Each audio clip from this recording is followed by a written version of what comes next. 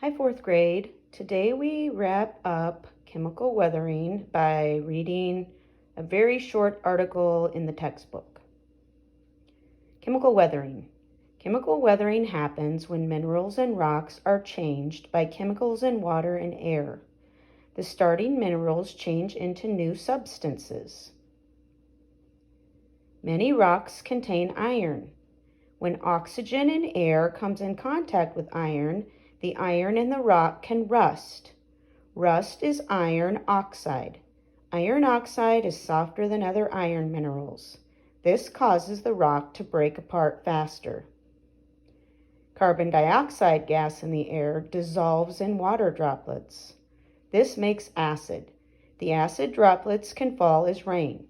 The acid causes the calcite in limestone and marble to make holes. This is a chemical change. Monuments, buildings, and gravestones made of marble or limestone change and weaken when exposed to acid rain. Salt can cause chemical weathering. Salt water can react with minerals in rocks to make new minerals. When the new substances are softer than the original mineral, holes can form. The weak rock breaks and falls apart more easily. Chemical weathering of a rock containing iron. Chemical weathering of marble by acid rain. Chemical weathering of sandstone by salt water.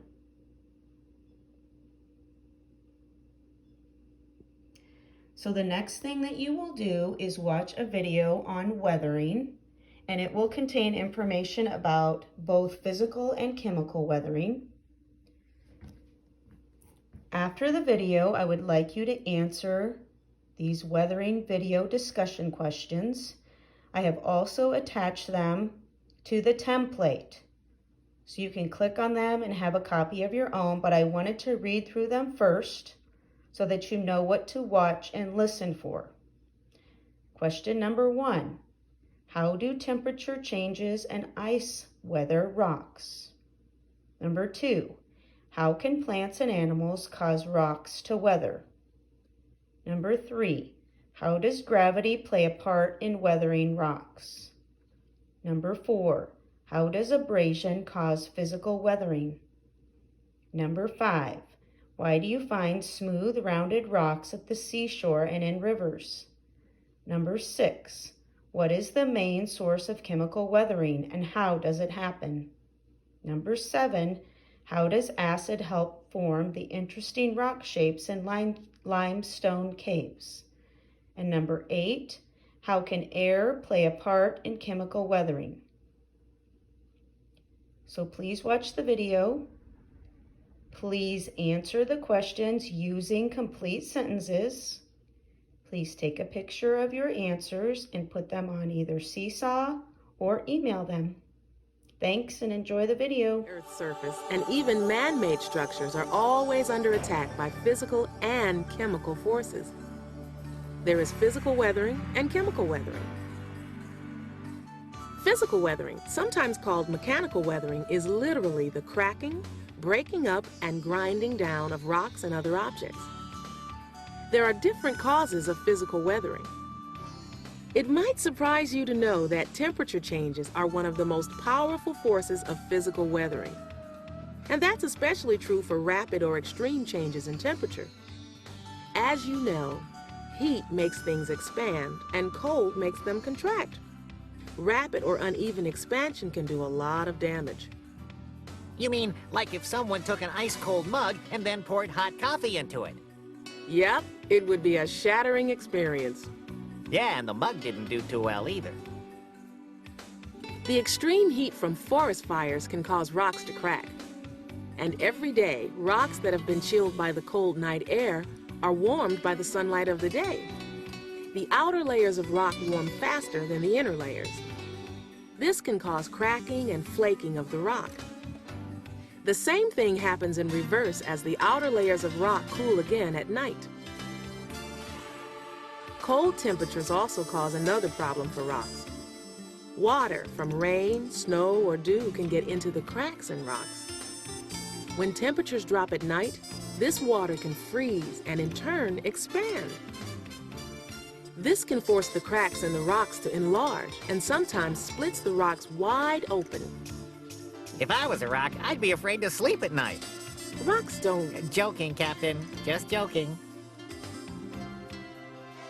Physical weathering can also be caused by the actions of living things, organic activity, animals and plants, for instance. How can animals and plants harm rocks? On Earth, animals do most of their damage to rocks by digging. Some rocks are soft enough to be scratched away slowly, but more often than not, the animals dig holes in the soil near rocks. This gives air and water and temperature changes more access to rocks and can cause uneven support, leading to cracking. It can also cause rocks to topple and roll down slopes. Would you believe that plants are even more likely to break up rocks? I'm not buying that. Plants don't move. Well, while that's true, plants do cause weathering. The roots of plants can be incredibly strong. When the tip of a root gets into a crack in a rock, it can enlarge the crack as it grows. You can see this sort of thing happening as trees lift and break apart sidewalks and roads. The force of gravity can cause rocks to fall or roll down slopes where they can break themselves apart and shatter other rocks.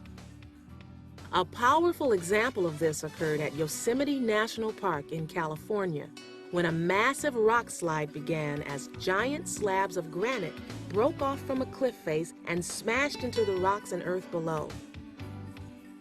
The final force of physical weathering is abrasion, or grinding away. Like from a sandstorm. Yes, wind-blown sand can be very destructive. Over thousands of years, it can wear rocks down to nothing or carve them into some very interesting shapes. Abrasion also happens when rocks grind together as water moves them. This is constantly seen in rivers and along ocean shorelines. It's the reason small rocks found in these locations are rounded, and one of the reasons bigger rocks seem to have been carved and polished. Those are the causes of physical weathering: temperature, ice, organic activity, gravity, and abrasion.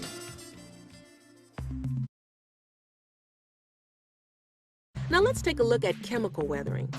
We'll start with the liquid that's the main cause of chemical weathering on the Earth: water. Huh? Water? But water is the basis for life on Earth. How could it be destructive? Water will dissolve more things than any other substance on Earth, even though it sometimes takes a very long time. It will even dissolve rocks? Water will dissolve the minerals that hold some rocks together. When this happens, the rocks begin to crumble.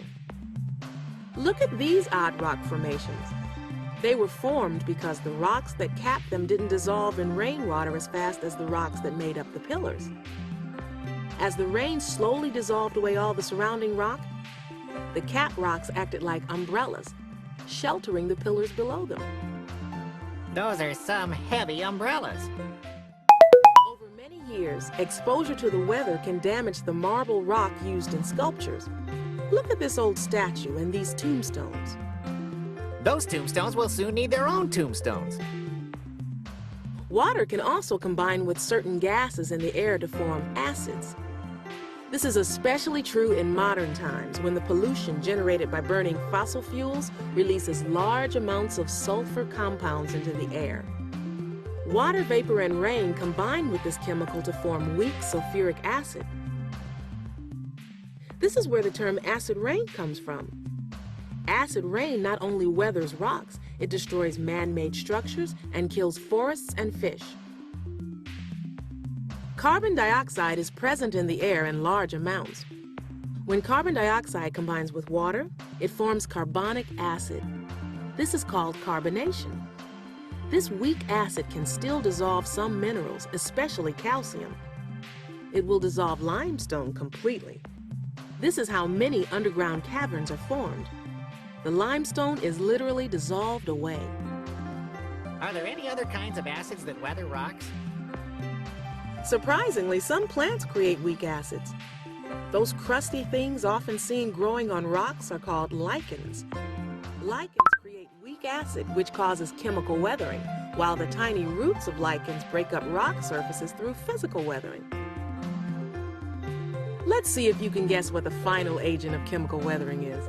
It's another one you probably wouldn't expect. Well, the first one was simple water, so, I don't know. How about air? Correct. The oxygen in air, to be exact. The oxygen often combines with minerals or elements in rocks and changes them into other compounds, which weaken the original rock. This is called oxidation. One of the most common of these reactions happens when iron combines with oxygen to form reddish iron oxide, known as rust, which you see in the red rocks here. 5 forces of physical weathering. And now, 5 causes of chemical weathering. Water, sulfuric acid, carbonation, plant acids, and oxidation. And remember, chemical and physical weathering are often at work at the same time.